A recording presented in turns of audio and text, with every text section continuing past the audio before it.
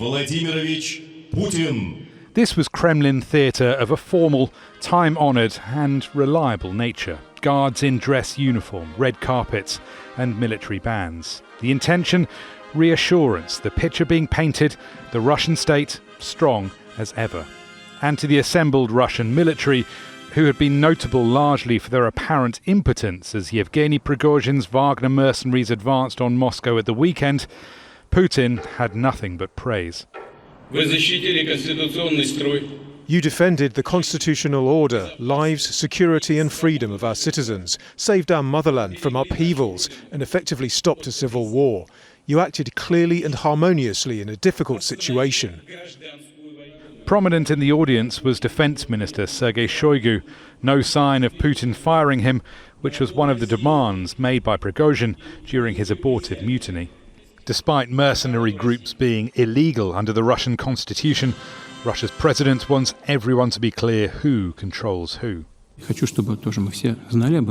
I want everyone to know this. Wagner Group was fully financed by the state. I hope that in the process none of it was embezzled, or at least nobody stole too much, but we will investigate all of this.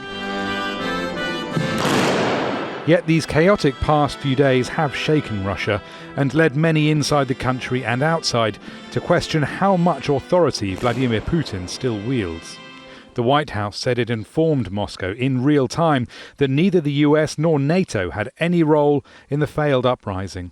But Putin and Belarusian President Alexander Lukashenko, who apparently brokered the deal that de-escalated the crisis, still see the hand of the collective West at work.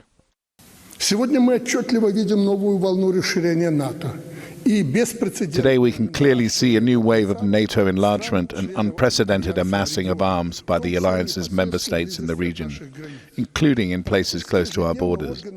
Almost daily our border guards report various types of provocations by neighbouring countries, from dumping dead bodies to intentionally sending drones across the border into Belarus.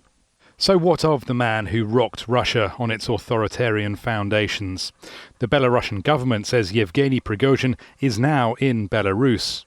Despite Putin calling him a traitor, the FSB has dropped charges against him.